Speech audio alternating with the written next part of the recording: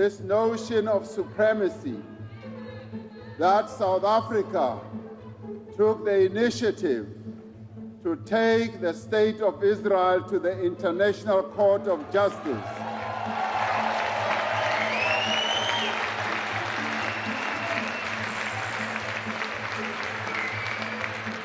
And even as we did, we were criticized, we were challenged, we were even insulted, but we stood firm. The reason we stood firm is that the father of our democracy said to us, our own freedom as South Africans will never be complete until the Palestinians have won their own freedom.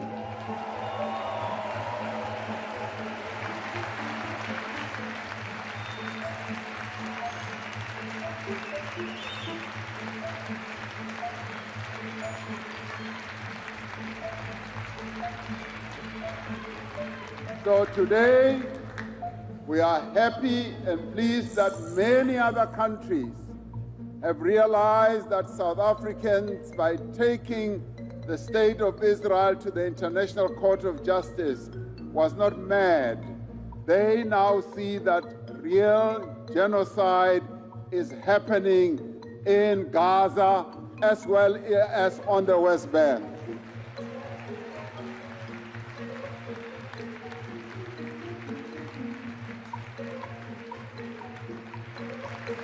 And now, illegal wars are being waged against other countries, where thousands and thousands of innocent people are being killed with bombs, with drones, and yet all that should be going towards building hospitals, towards building schools, rather than killing innocent people.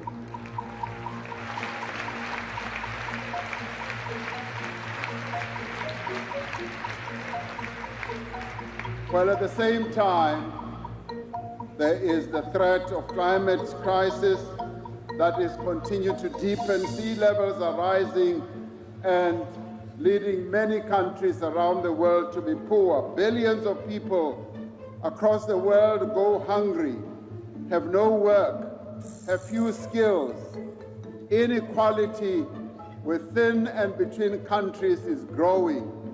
Many societies are becoming more fragmented and isolated. Political discourse and debate is being reshaped by algorithms that fuel extremism and hate. And it is good today that you all are participating in this global progressive mobilization to change the narrative, to show the world that there are people who are progressive, who want to see the right things being done in the world. I applaud you and I thank you for standing up, for showing those who are powerful that you will not be cowards.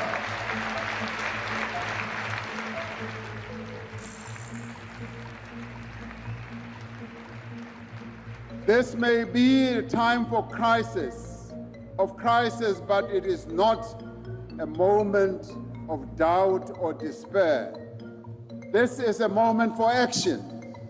This is a moment for mobilization.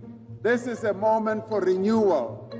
For most of us alive today, there's never been a more important moment than now for global progressive revival. A revival that is confident in its values, clear in the purpose of its beliefs, and united in its resolve. This moment of severe crisis is at the same time a moment of unique opportunity. It is an opportunity to galvanize, to bring together the forces of progressive change, to forge a new path of peace, democracy, and social justice. This is the time that we must never waste. This is the time that we must embrace.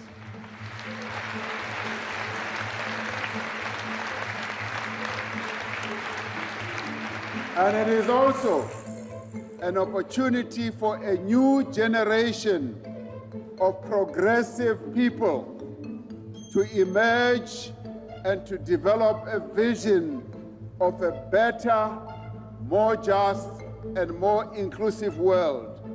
This, comrades and friends, is an opportunity to confront the forces of reaction.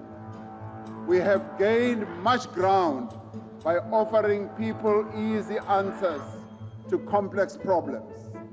They have exploited legitimate grievances about jobs, about security, about identity, and they have redirected people's fears and anger towards the most vulnerable.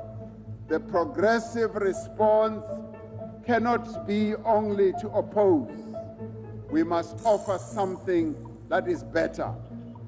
We must speak to the real concerns of working people, of communities that feel left behind, of young people who cannot see a future that makes sense to them. We must present a vision that is grounded in people's experiences, that recognizes their concerns, that addresses their pain and overcomes their fears. We must pursue a path that is empowering and inclusive. Across the world, we must build a united front of governments, and I'm really great that there are quite a number of governments that are represented here today. Governments that clearly declare that they are not afraid. They are not afraid of one person in the world, that they will stand up and speak for their people. That is what we want. It is good also to have political parties, trade unions, social movements, think tanks and influencers, and social activists that are bound together by a shared desire of a better world. There is a better world that we can build together. This must be a united front against inequality and poverty. It must revive the drive towards the achievement of the 2030 Sustainable Development Goals. This must be a movement for climate action. It must ensure that countries honor their commitments to curb emissions. We must build a global movement that enables countries to undertake just and inclusive transitions that drive social and economic development, whilst protecting affected communities and workers across the world. We must build a world of genuine multilateral cooperation with global institutions that are representative. We must stand firm on the reform of global institutions like the United Nations, that the United Nations cannot continue operating in the same way as it has in the past.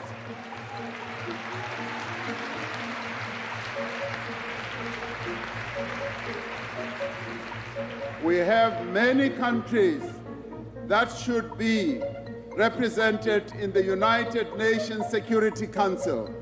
We have the whole continent of Africa with 1.4 billion people. It's not represented. We have Latin America. We have big countries like Brazil. We have big countries like India. We have big countries around the world that must be represented and have a voice. So we must advance peace through diplomacy, through dialogue, through multilateral organizations, and not have a few countries that are going to have a veto vote and block everything that talks about progress in the world. We must also address uncomfortable issues such as the debt burden, that holds back many developing economies.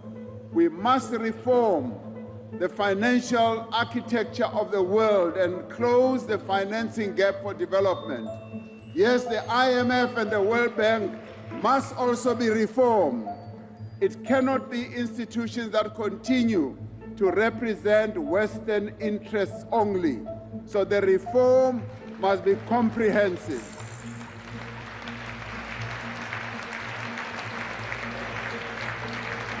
A global progressive revival is underway. Your presence here speaks to that.